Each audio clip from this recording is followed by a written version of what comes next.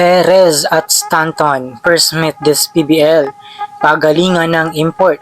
Bernadette Pons at Michelle Gumabao double kayod para sa back-to-back finals appearance. Signal HD Spiker may mala sa team, Creamline pa ang makakaharap. Coach Shock may plano sa Creamline.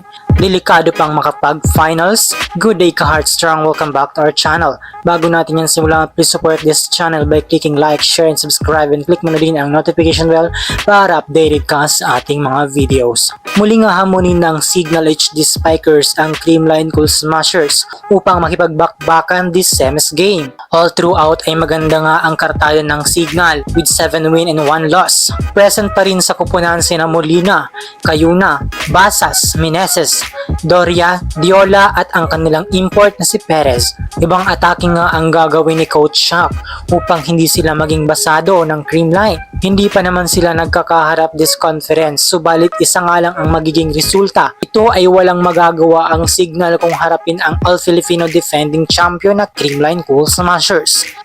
Katakot-takot nga ang magiging banta ng CCS sa kanilang makakaharap sa ngayon. Mantakin mo na ang Petrogas Angels na tinalo sila last preliminary ay ginisa lang nila in straight sets. Ito nga ang gustong iwasan ng Signal, subalit no choice nga ito dahil sila nga ang maghaharap for this semifinals. Given na ang Creamline losses their main gunners na sila Tots Carlos, Gemma Galanza, Gia Morado at si Phenom Alyssa Valdez. Subalit magandang pamalit naman ang naiwang sina Pons, Bumabaw at syempre ang kanilang import na si Stanton.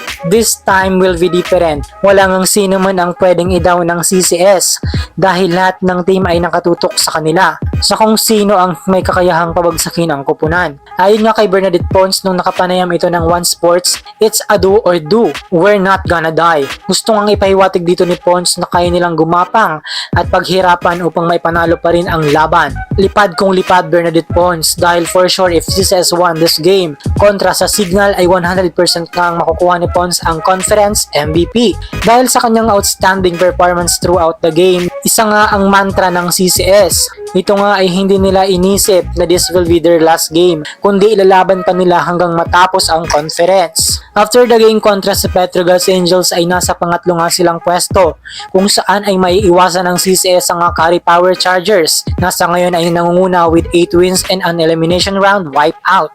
Sa paghaharap nga ng Signal at ng Creamline, who will give their best para may pagpatuloy ang laban papuntang final match. I-comment mo na ang bias mo Heartstrong. Do not forget to subscribe and click the notification bell para updated ka sa ating mga video.